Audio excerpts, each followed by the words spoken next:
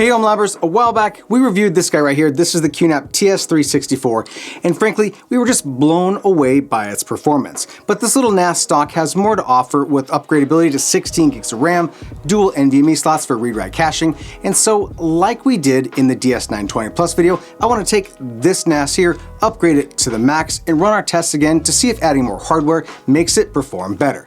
Let's get to the list of hardware. The TS-364 uses DDR4 2666 MHz SODIMM memory, so we need to pick up 2 sticks of 8 GB each. The unit requires any RAM upgrade to be done in pairs, so a quick stop over to Amazon finds us 2 ATEC 8 GB DDR4 2666 MHz SODIMM PC4 21300 sticks for a grand total of $64. And here they are.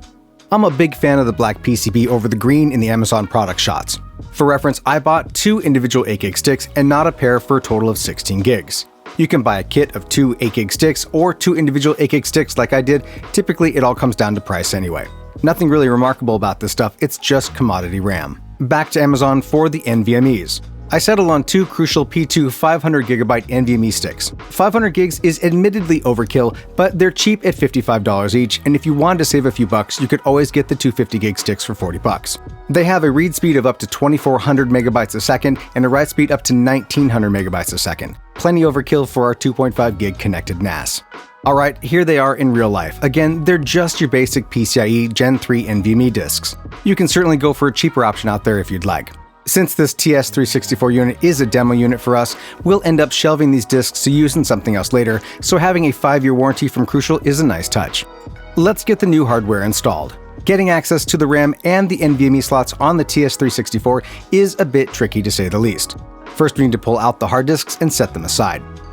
Then we need to liberate a total of 8 screws around the hard disk cage to remove it for the access to the mainboard below. Yes, you can upgrade the RAM by reaching through the cage, but really, don't do that. Just pull out the screws and lift out the cage. Once free of the cage, we can easily access the SODIMM RAM slots and the NVMe slots. We'll first need to remove the factory 4 gig RAM stick, and then install the first 8 gig stick, followed by the second. Super simple process. Next is the installation of the NVMe disks. The TS-364 has a novel little latch that holds the NVMe disks in place, meaning no screws are required to secure the drives. Just flip the latches back, insert the disk, and then press the latch back down. Again, super quick and easy, and it doesn't take a degree in rocket science to get it done.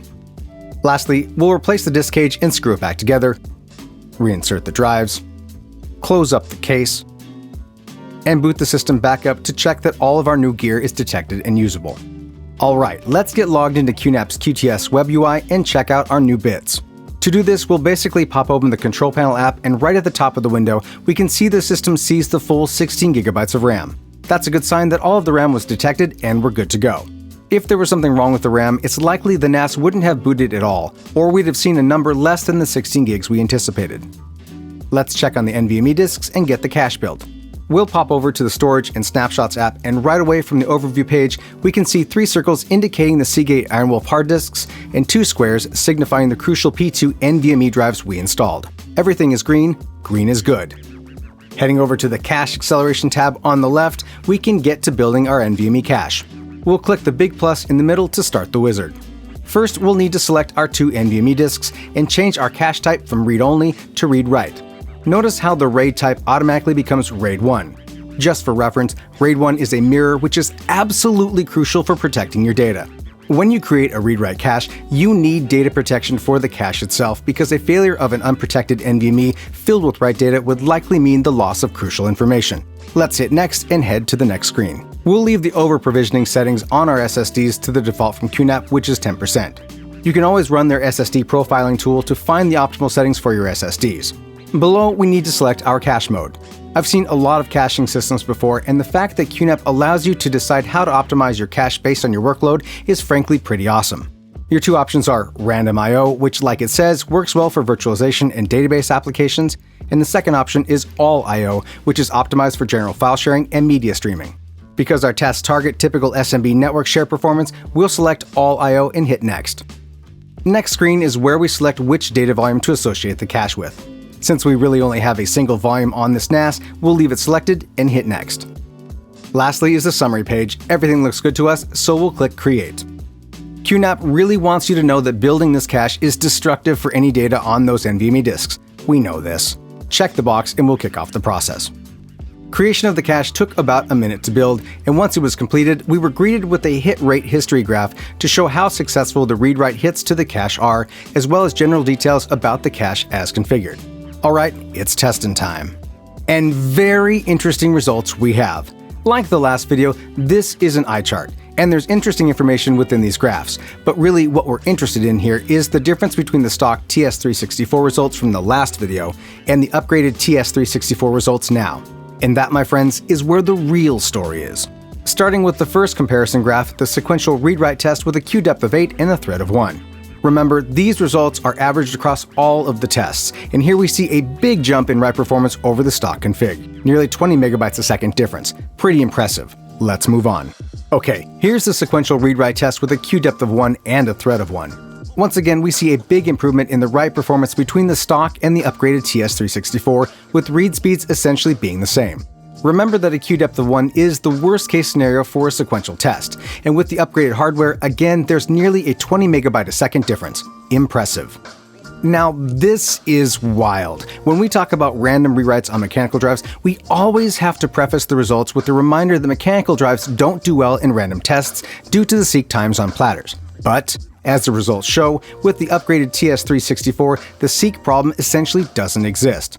The results really speak for themselves with essentially 90 megabytes a second better performance in read and a whopping 119 megabytes a second difference in write.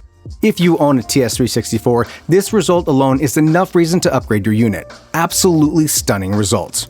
And lastly, the random test with a queue depth of 1 and a thread of 1.